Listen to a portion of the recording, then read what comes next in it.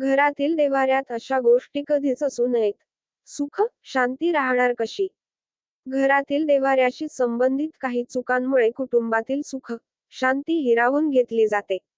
घरात गरिबी येते आणि प्रगतीत अडथळे येतात. त्यामुळे देव्हाऱ्याशी संबंधित काही गोष्टींची काळजी घेतली पाहिजे. घरात देव्हारा असणं कधीही खूप शुभ मानलं जातं. यामुळे घरात सकारात्मकता तर राहतेच, मात्र आपल्या देव्हाऱ्यामध्ये काही चुकीच्या गोष्टी घडल्या असतील तर त्याचाही त्रास होतो. घरातील देव्हाऱ्याशी संबंधित काही चुकांमुळे कुटुंबातील सुख, शांती हिरावून घेतली जाते. घरात गरिबी येते आणि प्रगतीत अडथळे येतात.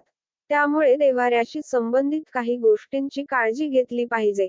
वास्तुशास्त्रात देव्हाऱ्याची दिशा, रंग इत्यादींबरोबरच देवतांच्या मूर्ती आणि चित्रे कशा ठेवाव्यात याबाबतही आवश्यक नियम सांगितले आहेत. देव्हाऱ्यात चुकूनही या वस्तू ठेवू नका. वास्तुशास्त्रानुसार काही वस्तू देव्हाऱ्यात ठेवण्यास सक्त मनाई आहे.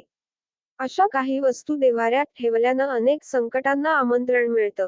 जाणून घेऊया घरातील देव्हाऱ्यात कोणत्या वस्तू कधीही ठेवू नयेत. उग्र रूपातील देवी, देवतांच्या मूर्ती.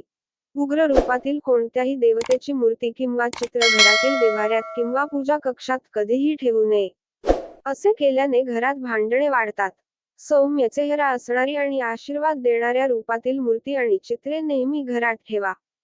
तुटल्या फुटलेल्या मूर्ती, फोटो. वास्तुशास्त्रानुसार देव्हाऱ्यात किंवा पूजाघरात कधीही फुटलेल्या मूर्ती किंवा फोटो, चित्रे ठेवू नयेत.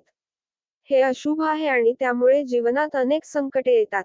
कोणत्याही देवतेची मूर्ती किंवा चित्र तुटल्यास नदी, तलाव किंवा कालव्यात विसर्जित करावे. हे वाचा. एकापेक्षा जास्त शिवलिंग. कोणत्याही देवतेच्या एकापेक्षा जास्त मूर्ती आणि चित्रे घरात ठेवू नयेत. महत्त्वाचे म्हणजे चुकूनही शिवलिंग एकापेक्षा जास्त नसावेत. असे केल्याने घरातील वातावरण बिघडते आणि सुख, समृद्धी हिरावून घेतली जाते. मूर्तींचे तोंड समोरासमोर नको. देव्हाऱ्यात देवदेवतांच्या मूर्ती किंवा चित्रे समोरासमोर ठेवू नये.